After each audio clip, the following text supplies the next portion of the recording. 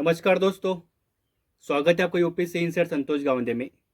तो जैसे आप सभी को पता है कि हम लगभग 30 सालों की पीवाईक्यू का एनालिसिस कर रहे हैं और अब तक हमने लगभग पॉलिटी इकोनॉमी इस टॉपिक के 30 सालों का पीवाईक्यू एनालिसिस कर लिया। अगर आपने वो क्लासेस नहीं देखे होंगे तो डिस्क्रिप्शन बॉक्स में उसकी लिंक है, तो आप वहाँ पर जाकर उस पेज को मस्ट एक बार विजिट कीजिए। तो अब हमने भारतीय पर्यावरण सॉरी पर्यावरण इस टॉपिक के पेपर की हम एनालिसिस कर रहे हैं। उसमें आज हमारा टॉपिक रहेगा इंडियन बायोडाइवर्सिटी। तो ये टॉपिक सबसे पर्यावरण में सबसे इम्पोर्टेंट टॉपिक रहता है और इस टॉपिक का हम लगभग इसके पहले एक क्लास कर चुके हैं। और आज हम जो भारत की जैव विविधता है उस टॉपिक की यहाँ पर पीवाई का एनालिसिस करने वाले हैं। और लगभग 2025 में इस टॉपिक से 3 क्वेश्चन आए थे और हर साल इस टॉपिक से दो दो तीन तीन क्वेश्चन आते ही रहते हैं। तो चलिए ज़्यादा देर न करते हुए हम आज हमारे क्लास को शुरुआत कर देते हैं। और इस टॉपिक का हम एनालिसिस करते समय मैं आपको ये टॉपिक बहुत ही करंट से जुड़ा हुआ टॉपिक है और करंट से जुड़कर किस तरीके से यहाँ पर क्वेश्चन पूछे जाते हैं मैं आपको वो यहाँ पर दिखाऊंगा। देखिए 2025 में ए सेट का सबसे पहला क्वेश्चन मतलब 37वां क्वेश्चन यहाँ पर था। पिकॉक टोरेंटुला गुटी टोरेंटुला के संबंध में निम्नलिखित हमें विचार करने के लिए कहा गया है। यह एक सर्वाहारी क्रिस्टेशियन है। देखिए यह एक मतलब सर्वाहारी नहीं है। सर्वाहारी क्या होता है, जो लगभग क्या बोलते हैं जो सभी मतलब एक से अधिक क्या कहते हैं जो नॉन वेजिटेरियन और नॉन वेजिटेरियन दोनों दोनों तरीके से, जो मांस भी खाता है और झाड़ पाला भी खाता है, मतलब दोनों फूड वेब में वो आता है। तो नहीं, ये लगभग देखिए कीटों को खाता है, यह कीट भक्षी है। इससे कर यहाँ पर पहला कथन जो हमारा रॉन्ग हो जाता है। और दूसरा है, यह भारत में इसका प्राकृतिक आवास केवल उन वन क्षेत्रों तक सीमित है। सॉरी, केवल कुछ वन क्षेत्रों से सीमित है। जी बिल्कुल सही, इसका सही आंसर मतलब ये कथन यहाँ पर सही है। अपने प्राकृतिक आवास में यह एक वृक्षवासी प्रजाति है। जी बिल्कुल सही। यहाँ पर हमारा जो आंसर है वह 2 और 3 यहाँ पर हमारा सही हो जाता है। अगर हम इसके क्वेश्चन को और एक्सप्लेन देखें तो पहला कथन गलत इस कारण हो जाता है क्योंकि ये मकड़ी को खाता है यह। ठीक है, मतलब केकड़ा या झींगा वर्ग का नहीं है यह मुख्य रूप से मांसाहारी होते हैं और यह कीड़ों मकड़ों का यह शिकार करती, मतलब ये सर्वाहारी नहीं है। दूसरा कथन यहाँ पर सही हो जाता है क्योंकि भारत के स्थानिक है और इसका प्राकृतिक आवास जो है वह बहुत ही सीमित है और यह आंध्र प्रदेश के नंदयाल और गिदलूर नंदमलाई पहाड़ियों के बीच आरक्षित क्षेत्रों में पाया जाता है। तीसरा कथन यहाँ पर सही इस कारण हुआ क्योंकि यह वृक्षवासी है और इसका अर्थ यह होता है कि यह अपना अधिकांश जीवन पेड़ों पर ही बिताती है और पेड़ों के खोखले हिस्सों में यह जाल बनाकर रहती है। देखिए भारत में बहुत जैव विविधता है और आप कहोगे कि इतने सारे प्रयोजों के बारे में हम इतना कैसे ध्यान रखेंगे, उनको कैसे याद रखेंगे और उसमें से यूपीएससी कौन सा पूछेगा वो तो श्योर नहीं रहता है। इसी कारण मैं आपको यहाँ पर ये जो क्वेश्चन पूछा गया था, यह क्वेश्चन पूछने का तर्क क्या था और 2024-25 में ये कुछ कारणों चर्चा में रहा था, तो वही कारण आपको यहाँ पर दिखाने वाला हूँ। देखिए लगभग इसका जो क्या नाम था, इसका नाम भी जल्दी मतलब नाम भी इनके बहुत अच्छे अच्छे रहते हैं। पिकॉक टोरेंटुला, इसकी जो है ना इसकी अवैध तस्करी ज़्यादा बहुत बढ़ गई थी।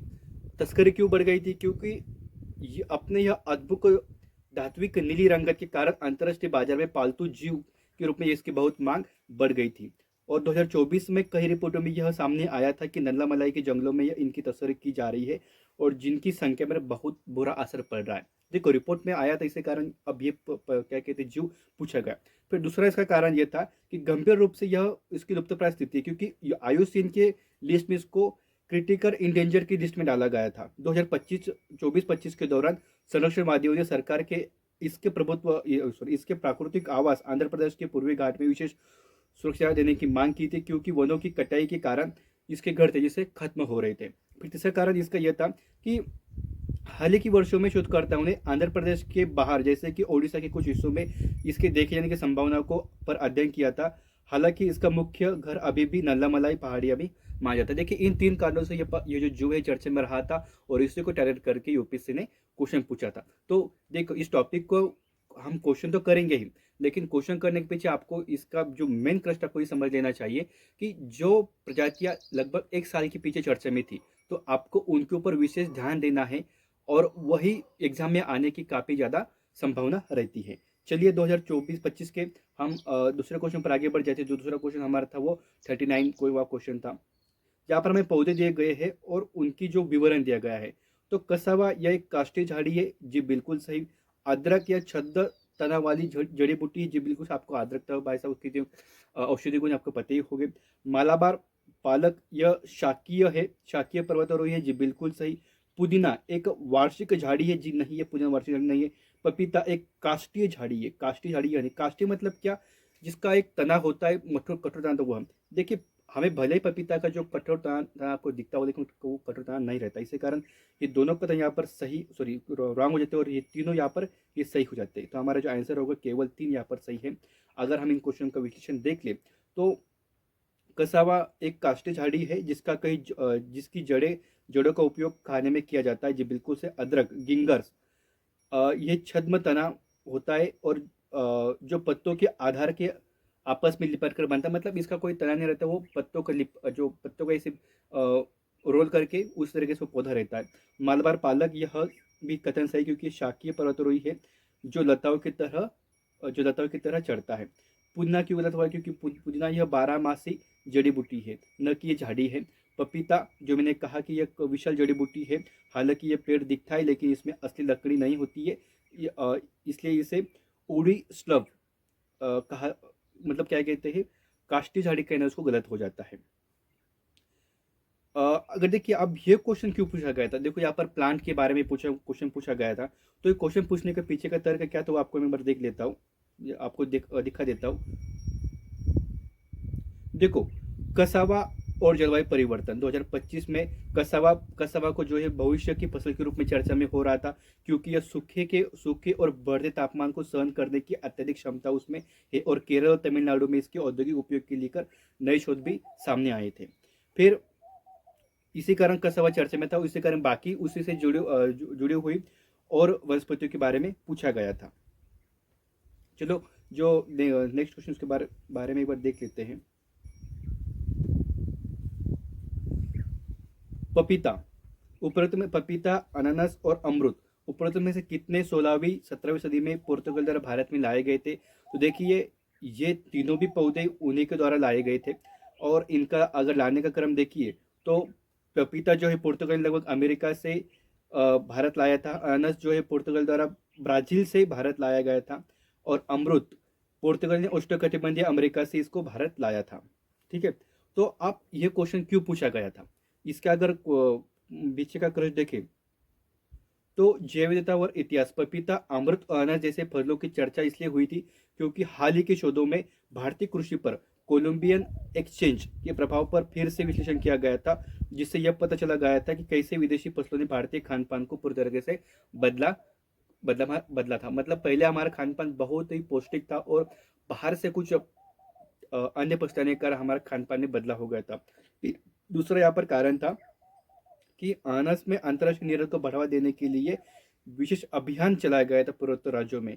इसी कारण अनानास भी चर्चे में रहा था। इसी कारण वो क्वेश्चन वहाँ पर डिजाइन किया गया था। देखिए करंट के टॉपिक को किस तरह की चर्चा में थे, मैंने आपको वो जोड़कर और उससे कैसे कैसे क्वेश्चन डिजाइन किए गए थे वो आपको भी दिखाया। तो चलिए अब हम 2025 क्वेश्चन हमने तो एनालिसिस यहाँ पर कर लिया। अब हम आगे वाले क्वेश्चन पर आगे बढ़ जाते हैं, दो जहाँ पर हम 2024 से लेकर 2000 क्या कहते हैं एक तक की क्वेश्चन को यहाँ पर डिस्कस करने वाले हैं।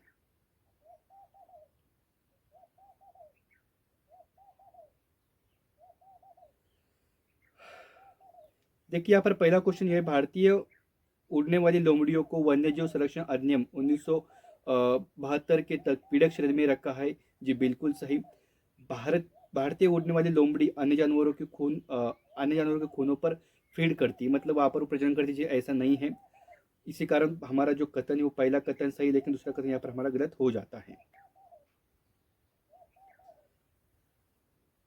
नेक्स्ट क्वेश्चन पर आगे बढ़ते, उपरोक्त में से कितने वास्तव में भारत के मूल निवासी हैं। देखिए हमने अभी भी देखा जो काजू है, काजू तो ब्राज़ील से लाया गया था इंडिया में, ठीक है। पपीता भी लगभग अमेरिका से भारत में लाया गया था। लेकिन जो हमारा रेड चंदन है वो हमारे दक्षिण भारत में वो स्थानीय पौधा है, ठीक है। तो इसी कारण पहला हमारा यहाँ पर कथन गलत सही हो जाता है। केवल एक जो है कथन जो यहाँ पर सही हो जाता है। देखिए ये क्वेश्चन पूछने का एक मतलब देखिए क्वेश्चन जो है दो लगभग 2024 में ये क्वेश्चन आया था, ठीक है।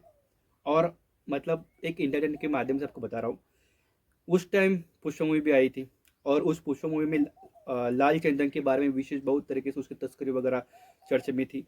तो उसी को जोड़कर थोड़ा सा यहाँ पर लाल चंदन के बारे में क्वेश्चन पूछा गया था, ठीक है। तो चलिए आगे क्वेश्चन पर बढ़ जाते हैं। निम्नलिखित कथनों पर विचार कीजिए, पेड़ों पर विचार कीजिए। कटहल, महुआ, सागौन उपरोक्त में से कितने पर्णपाती वनस्पति हैं? देखिए महुआ और सागौन आपने देखा होगा ये पर्णपाती वनस्पति, लेकिन कटहल ये लगभग दक्षिण में पाया जाता है और विशेष तौर पर पश्चिमी घाटों पर पाया जाता है। तो ये पर्णपाती वनस्पति नहीं है, वो सदाहरित वनस्पति है, ठीक है। इसी कारण यहाँ पर दो यहाँ पर हमारे पेयर सही हो जाते हैं। उसके बाद है मार्सुपिलियस भारत में स्वाभाविक रूप से नहीं पाए जाते हैं। दूसरा कथन यहाँ पर है मार्सुपिलियस केवल उन पर्वतीय घासों के मैदान में पनपते हैं जहाँ कोई शिकारी नहीं है। यहाँ पर अगर इसके बारे में देख लिया जाए तो पहला कथन यहाँ पर सही है कि मार्सुपिलियस जो भारत में स्वाभाविक रूप से नहीं पाए जाते हैं। और यह मार्सुपिलियस केवल उन पर्वतीय घास मैदान में पाए जाते हैं जहाँ कोई शिकार नहीं, जी ऐसा नहीं है। यह जो है जीव क्या कहते हैं वह ज़्यादातर यह लगभग शुष्क, अर्ध शुष्क क्षेत्रों में यह पाए जाते हैं, ठीक है। इसी कारण पहला कथन सही और दूसरा कथन गलत हमारे यहाँ पर हो जाता है। निम्नलिखित जीवों पर विचार कीजिए। शेर, पूंछ वाला मैकॉक, मालाबार सिवेट और सांबार हिरन उपरोक्त में से कितने आमतौर पर रात्रिचर होते हैं या सूर्यास्त के बाद सबसे अधिक सक्रिय होते हैं? रात्रिचर मतलब दिन रात के समय शिकार करने के लिए निकलते हैं। देखिए जो शेर पूंछ वाला मैकॉक है वह दिनचर है, वो रात में शिकार करने के लिए निकलता नहीं है। मालाबार सिवेट ये रात्रिचर है, ये सही है, ठीक है। और सांबार हिरन, हिरन देखिए अगर मतलब ये रात में अगर निकलेगा, रात में बहुत सारे शिकारी शिकार करने के लिए निकलते हैं। अगर रात में निकलेगा तो भाई साहब इस सही सही तौर पर यह इसकी शिकार हो जाएगी। और हिरन जो है वो दिन में ही अपना खाने के लिए निकलता है। इसी कारण यहाँ पर ये तीसरा भी यहाँ पर गलत हो जाता है और केवल एक यहाँ पर हमारा सही कथन हो जाता है। भारतीय गिलहरियों के बारे में निम्नलिखित कथनों पर विचार कीजिए। वे जमीन में बिल बनाकर घोंसले बनाती है। जी नहीं, गिलहरियां जो है वो वृक्षवासी रहती है। क्या होती है? वृक्षवासी होती है, ठीक है। फिर वे अपने खाद्य पदार्थों जैसे मेवे और बीज जमीन में जमा करती है। जी बिल्कुल सही। वे सर्वाहारी होती है। जी बिल्कुल सही, मतलब वो क्या कहते हैं पेड़ों के तने भी खाती है या फिर जो पेड़ झाड़ फूल भी खाती है और वो कीट वगैरह भी खाती है, इसी कारण वो सर्वाहारी है। यहाँ पर दो हमारे कथन यहाँ पर सही हो जाते हैं। निम्नलिखित में से किस जीव की कुछ प्रजातियां कवक के कृषि के रूप में यह प्रसिद्ध है? देखिए इसमें से जो प्रजाति वो चींटी है। चींटी आमतौर पर क्या करती है? यह पत्तों को जमा करती है। क्या करती है? यह पत्तों को करती है जमा। फिर इन पत्तों को जमा करके अपना क्या करती है? यह अपना घोंसलों में उनको लेकर जाकर घोंसले में उनको लेकर जाकर उनकी खेती करती है। क्या करती है? उनकी करती है खेती। कुछ कवक चींटियों और उनके लार्वा के लिए एक महत्वपूर्ण भोजन के रूप में यह विशेष रूप से कार्य करते हैं। इसी कारण चींटी जो है वह कवक के कृषि के रूप में उनकी प्रसिद्ध है। कभी कभी समाचारों में उल्लेखित गुच्ची के संदर्भ में निम्नलिखित का विचार कीजिए। यह एक कवक है। यह कुछ हिमालयी वन क्षेत्रों में उगता है। जी बिल्कुल सही, कवक भी है। और यह कुछ हिमालयी वन क्षेत्र में उगता है। जी बिल्कुल सही। और इसे व्यावसायिक खेती इसकी जो व्यावसायिक खेती उत्तर पूर्वी भारत की हिमालय के तलहटी में की जाती है। जी नहीं, इसका खेती वहाँ पर नहीं की जाती, मतलब मुख्य रूप से। देखो गुच्ची क्या होती है? एक मोरेल मशरूम है यह, मशरूम।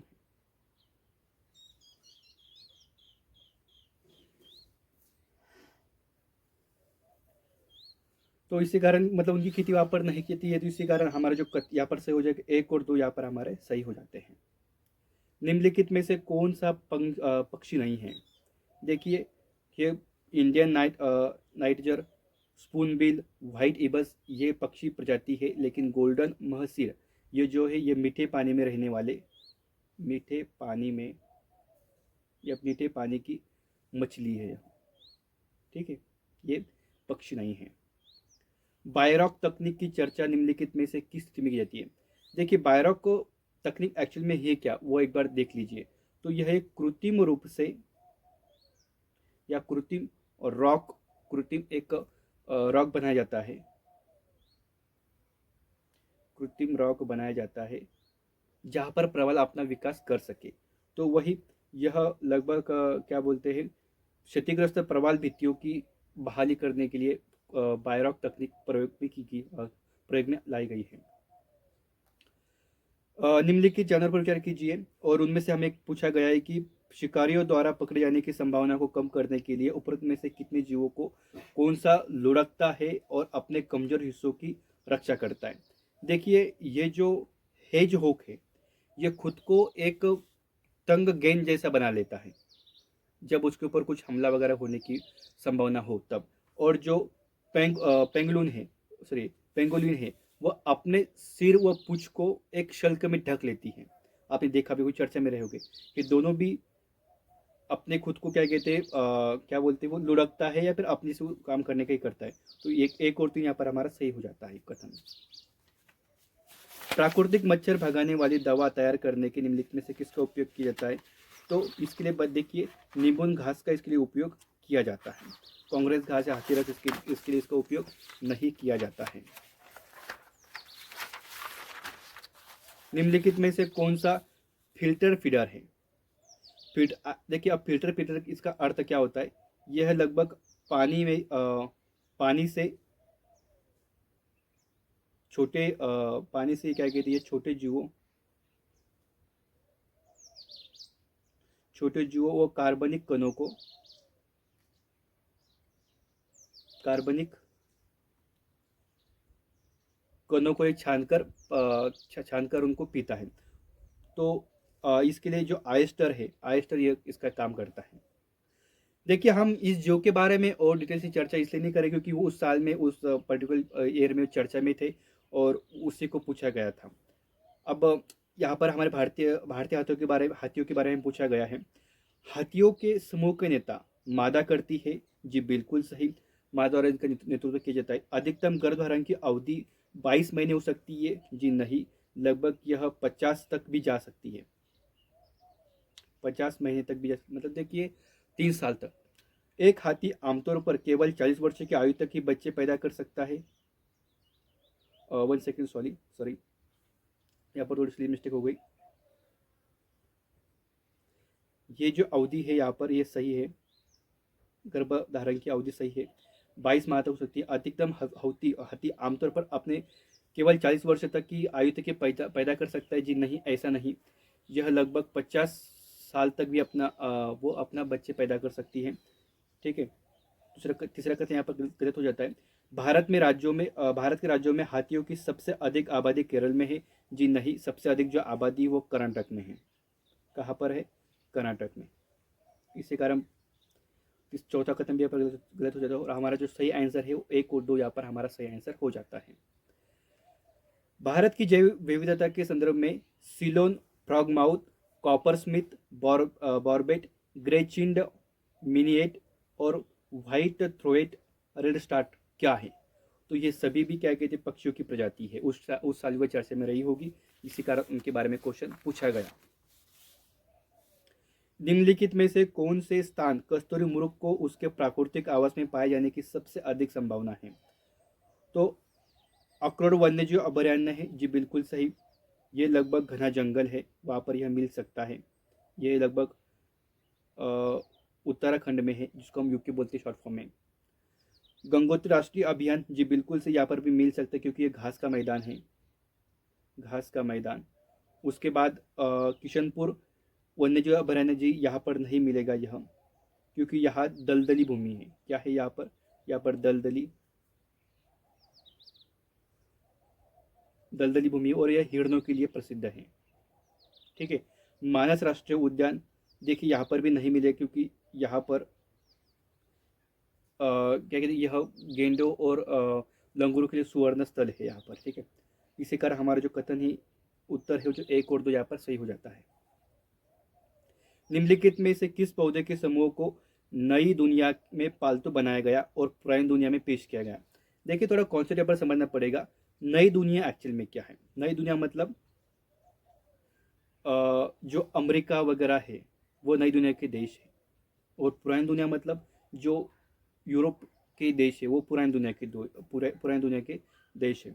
देखिए, तंबाकू, कोको और रबर एक्चुअल में क्या किया गया, इनकी जो खेती है ना, इनकी खेती अमेरिका, यहाँ अमेरिका में जो पहले मूल निवासी थे जिनको रेड इंडियन कहा जाता है, तो वो वहाँ पर क्या बोलते हैं, यूरोप से जब कोलंबस वहाँ पर गया उसके पहले भी वहाँ पर लोग खेती, वो कोको, तंबाकू, रबर की खेती करते थे। लेकिन जब कोलंबस के बाद वहाँ पर व्यापारी वगैरह गए, उन लोगों ने क्या किया, उन तंबाकू, कोको, रबर को बाकी अन्य देशों में पेश किया गया। पर यहाँ पर मतलब यहाँ पर वही कहा जा रहा है कि निम्नलिखित में से जो ये तंबाकू, कोको, रबर के पौधे हैं, नई दुनिया में उनको पहले पालतू बनाया गया, फिर पुरानी दुनिया में उनको दोबारा से पेश किया गया। ठीक है। निम्नलिखित कथन पर विचार कीजिए। एशियाई शेर प्राकृतिक रूप से केवल भारत में पाया जाता है। जी बिल्कुल सही। यह लगभग और गुजरात में पाया जाता है, गिर नेशनल पार्क में यह पाया जाता है। फिर 2 कुबड़ वाला ऊँट प्राकृतिक रूप से केवल भारत में पाया जाता है। जी नहीं, ऐसा नहीं है। लगभग यह अन्य जगहों पर कहाँ पर पाया जाता है, मध्य एशिया वगैरह में पाया जाता है। यह 1 सींग वाला गेंडा प्राकृतिक रूप से केवल भारत में पाया जाता है। जी नहीं, लगभग ये बांग्लादेश में पाया जाता है। ठीक है। इसी कारण पहला कथन हमारे यहाँ पर सही हो जाता है। निम्नलिखित जोड़ों पर विचार कीजिए। वन्यजीव बताए गए हमें कुछ, और प्राकृतिक रूप से पाए जाने वाले उनका स्थान बताए गए हैं। नीली पंख वाली महसीर कावेरी नदी में मिलती है। जी बिल्कुल सही, और यह लगभग 1980 में यह देखी गई थी। इरावती डॉल्फिन चंबल नदी में मिलती है। जी नहीं, यह लगभग अय्यर वाड़ी नदी में मिलती है जो म्यांमार में है। और जंग लगी चित्तर बिल्ली पूर्वी घाट में मिलती है। जी बिल्कुल सही, यह दुनिया की सबसे छोटी बिल्ली है। और यहाँ पर हमारा जो आंसर हो जाएगा 1 और 3, यहाँ पर हमारा सही आंसर हो जाएगा। हाल ही में हमारे देश में हिमालयन नेटल के महत्व के बारे में जागरूकता बढ़ाई जा रही है, क्योंकि यह निम्नलिखित में से एक स्थायी स्रोत बन पाए। तो किसका यह लगभग देखिए, जो हिमालयन नेटल है ये लगभग इनका कपड़ा उद्योग में भारतीय तरीके से उपयोग किया जाता है, और इससे कपड़ा फाइबर बनाया जा रहा है। इसके कारण यह चर्चा में रहा। दुनिया की अधिकांश प्रवाल भित्तियां उष्णकटिबंधीय जल में है। जी बिल्कुल सही। दुनिया की 1/3 से अधिक प्रवाल भित्तियां ऑस्ट्रेलियाई, इंडोनेशिया, फिलीपींस के क्षेत्रों में स्थित है। जी बिल्कुल सही। जो ग्रेट बैरियर रीफ है वो वही है। और प्रवाल भित्तियां उष्णकटिबंधीय वर्षों की तुलना में कहीं अधिक संख्या में पशु प्रजातियों की मेजबानी करती है। जी बिल्कुल सही। यहाँ पर तीनों कथन यहाँ पर से हो जाते हैं, क्योंकि लगभग यह समुद्री इनको जो प्रवाल भित्तियों को है उनको समुद्री जल का अमेजोन कहा जाता है। इसी कारण तीनों कथन यहाँ पर सही हो जाते हैं। प्रोसेसिव जूलिफोरा नामक पौधों का अक्सर समाचारों में उल्लेख किया जाता है। तो क्यों? क्योंकि यह जिस क्षेत्रों में बढ़ता है व्यापक रूप से जैव विविधता को कम करता है। देखिए, यह एक आक्रामक प्रजाति है। ये अपने क्षेत्र को जल्दी व्यापक कैप्चर कर लेता है, और जो भारतीय या फिर जो स्थानीय पौधे वगैरह होंगे उनको यह बढ़ने नहीं देता है। इसी कारण आक्रामक प्रजाति, और उसी कारण समाचारों में रहा था। यदि आप घड़ियाल को उनके प्राकृतिक आवास में देखना चाहते हैं तो निम्नलिखित में से कौन सी जगह सबसे अच्छी है? तो देखिए, उसके लिए आपको जाना पड़ेगा चंबल नदी में। ठीक है। ये लगभग लुप्तप्राय है, और आपको चंबल नदी में ये मिल जाएगा। भितरकनिका मैंग्रोव में नहीं, वहाँ पर यह नहीं मिलता है। पुलिकट झील और दापोर बिल भी यह नहीं मिलता है। भारत में पाई जाने वाली नस्ल खराई ऊँट के बारे में हमें आप इनकी खासियत क्या है? तो ये समुद्री जल में 3 किलोमीटर तक तैरने की इनकी क्षमता है। जी बिल्कुल सही। यह मैंग्रोव पर चढ़कर भी अपना जीवन जीवित रह सकता है। जी बिल्कुल सही। ये जंगलों में रहता है और उसे पालतू नहीं बनाया जा सकता। जी नहीं, एक्चुअल में यह पालतू प्रजाति है, विशेष रूप से डेवलप की गई प्रजाति और पालतू प्रजाति। इसी कारण 1 और 2 यहाँ पर हमारा सही आंसर हो जाता है। हाल ही में हमारे वैज्ञानिकों ने केले के पौधों की एक नई और विशिष्ट प्रजाति की खोज की है जो लगभग 11 मीटर की ऊंचाई प्राप्त करती है और इसका फल का गुदा नारंगी रंग का होता है। और इसे भारत के किस हिस्से में खोजा गया है? तो इसे लगभग अंडमान द्वीप समूह में इसको खोजा गया है। ठीक है, हाँ बिल्कुल सही। कभी कभी समाचार में देखने वाला रेड सैंडर्स के संदर्भ में निम्नलिखित का विचार कीजिए। यह दक्षिण भारत के एक हिस्से में पाई जाने वाली वृक्ष प्रजाति है। जी बिल्कुल सही। यह दक्षिण भारत के उष्णकटिबंधीय वर्षावन क्षेत्र में सबसे महत्वपूर्ण पेड़ों में से है। जी नहीं, ऐसा नहीं है। यह एक उच्च मूल्य वाली लकड़ी है और यह क्या कहते हैं, शुष्क पर्णपाती वन क्षेत्रों में यह पाई जाती है। कहाँ पाई जाती है? शुष्क पर्णपाती वन क्षेत्रों में यह पाई जाती है। इसी कारण हमारा जो आंसर है केवल एक यहाँ पर सही हो जाता है। भारत के निम्नलिखित में से किस क्षेत्र में आपको ग्रेट इंडियन बस्टर्ड अपने प्राकृतिक आवास में मिलने की सबसे अधिक संभावना है? तो यह हमें मिल जाएगा पश्चिमी घाट में, यह हमें आमतौर पर मिल जाएगा क्योंकि वहाँ पर उनका नेचर ही वैसा है। भारत में पाई जाने वाली स्तनपायी डुगोंग के संदर्भ में निम्नलिखित में विचार कीजिए। यह एक शाकाहारी समुद्री जानवर है। बिल्कुल सही। यह भारत के पूरे तट पर पाया जाता है। जी नहीं, ऐसा नहीं है। यह इसे वन्यजीव संरक्षण अधिनियम 1972 की सूची में के तहत सूची अनुसूची के तहत एक में कानून संरक्षण दिया गया है। जी बिल्कुल सही। एक और दो यहाँ पर हमारा सही आंसर हो जाता है। डुगोंग के बारे में आपको और एक 2010 के पहले क्वेश्चन और देखने को मिलेगा। एक और तीन, एक और तीन यहाँ पर हमारा आंसर सही हो जाता है। निम्नलिखित में से कौन सा भारत का राष्ट्रीय पशु जलीय पशु है? तो आम बच्चों को बात पता है, गंगा डॉल्फिन यह हमारा राष्ट्रीय जलीय पशु है। चलो नेक्स्ट पीपीटी ओपन कर देते हैं एक बार में।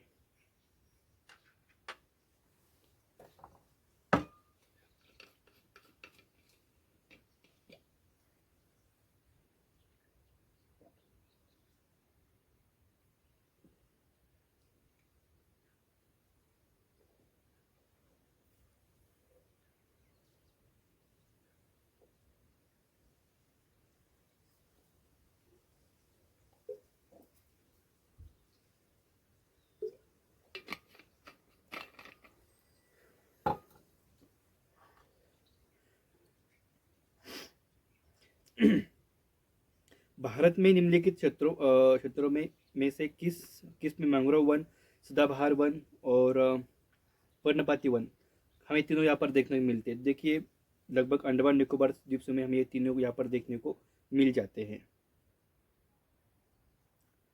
यदि आप हिमालय की यात्रा करते हैं तो आपको निम्नलिखित में से कौन से पौधे यहाँ प्राकृतिक रूप से उगते हुए देखने की संभावना है? तो देखिए हमें यहाँ पर ओक, रोडो रोडोड्रेडोन, चंदन, ये लगभग कि दक्षिण भारत का स्थानीय पौधा है। आपका हमें यहाँ पर जो है वो हिमालय में हमें देखने को नहीं मिलेगा, लेकिन जो ऊपर के दो हैं हमें वहाँ पर प्राकृतिक रूप से देखने को मिलेगा। ये साउथ इंडिया का पौधा है ना, ये रेड चंदन या फिर चंदन।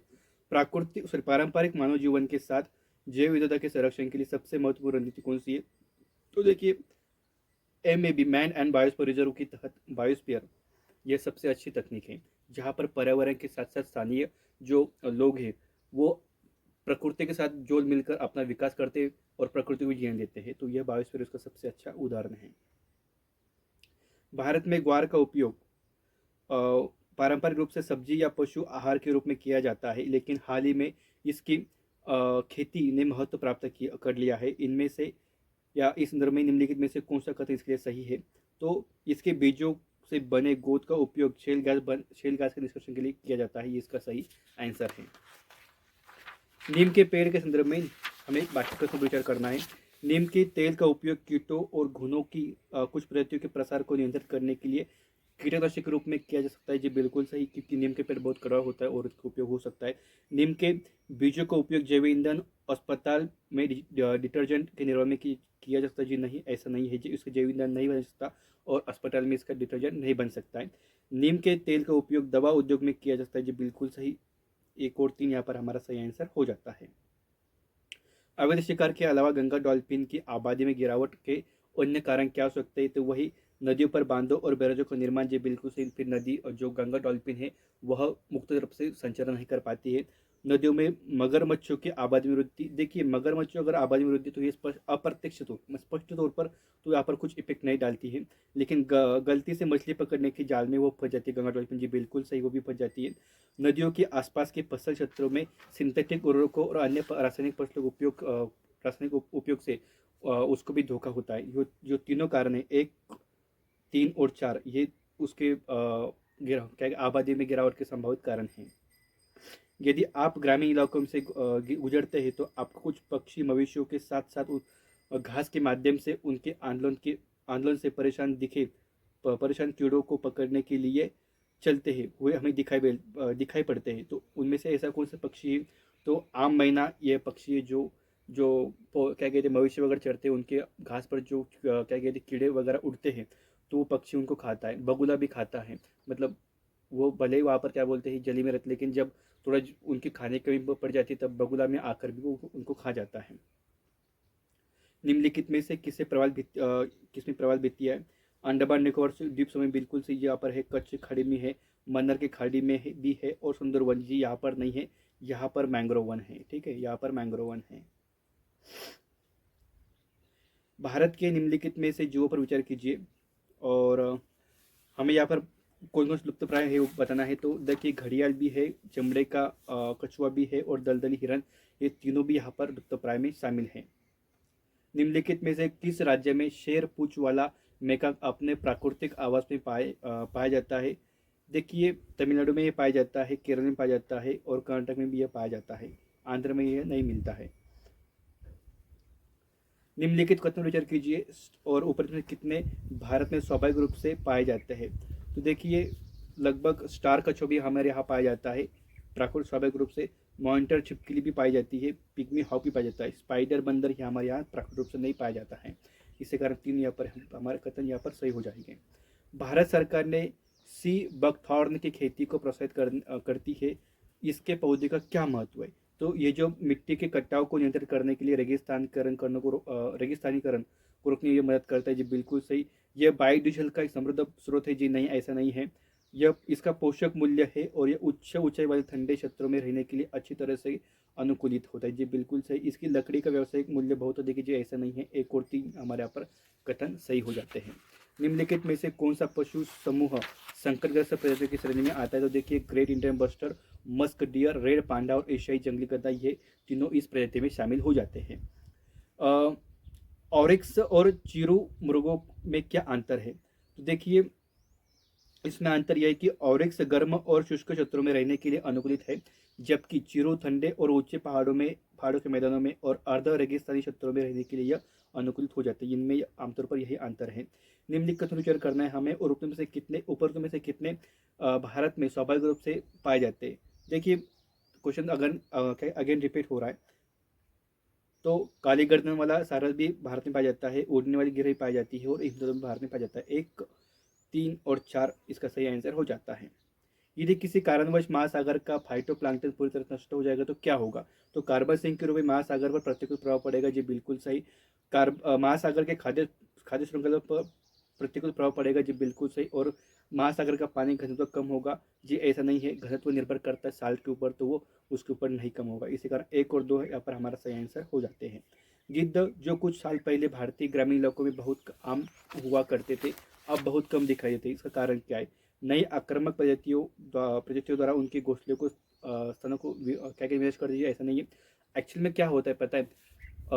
जो हमारे मवेशी वगैरह रहते हैं, मवेशी मतलब जो हमारे पास पालतू जानवर रहते हैं, एक्चुअल में पहले उनको ज़्यादा बीमारी वगैरह नहीं हुआ करती थी, लेकिन अब सभी लोगों को जो हम दवा छिड़कते हैं खेतों में, या फिर एक्चुअल में जो अभी रासायनिक प्रदूषण बहुत ज़्यादा बढ़ गया है, तो हम जो अपनी मवेशियों को उनकी जो बीमारी वगैरह होता है तो उनको जो दवा वगैरह देते हैं, तो वो दवा वगैरह अगर किसी कारणवश वो पशु डेथ हो जाता है तो हम उस क्या क्या आमतौर पर लोग क्या करते हैं, बहुत बहुत कम लोग होते हैं जो उन मरे हुए पशु को जमीन में दफना देते हैं, लेकिन कुछ क्या बोलते हैं निस्वार्थ लोग ऐसे रहते हैं जो उन पशुओं को ऐसे ही खुलेआम में छोड़ देते हैं, या खुलेआम मतलब फेंक देते हैं। तो उन पशुओं को ये गिद्ध वगैरह खा जाते हैं। क्या होता है अगर कोई पशु जो है बीमार है और उसको कोई दवा वगैरह दी गई, तो फिर वो दवा उस पशु के पूरे बॉडी में फैली हुई रहती है। उस पशु की मांस को उस गिद्ध को खाने के कारण वो आमतौर पर वहाँ पर क्या बोलते हैं वो फफूंदनाशक रहता है आमतौर पर। तो फिर वो गिद्ध भी उसके कारण उस चपेट में आ जाता है और वो मर जाता है। तो एक्चुअल में अभी जो गिद्ध की आबादी कम हो रही है, गिद्ध मतलब गिद्धड़, तो फिर उनकी जो आबादी कम हो रही है उसका कारण ये भी है कि मवेशी पाल मालिकों द्वारा अपने बीमार पशुओं के इलाज के लिए इस्तेमाल की जाने वाली दवा। तो एक्चुअल में इस साल में चर्चा में था एक, मुझे उसका नाम अभी याद नहीं आ रहा है। लगभग स्टैकहोम जो क्या कहते हैं हमारा क्या कहते हैं वो समझौता रहता है, उसमें एक दवा का इस्तेमाल उसके ऊपर पूरे तरीके से उसके ऊपर बैन लगाया गया है। तो जो इस क्वेश्चन का आंसर है वो बी यहाँ पर हमारा सही आंसर हो जाता है।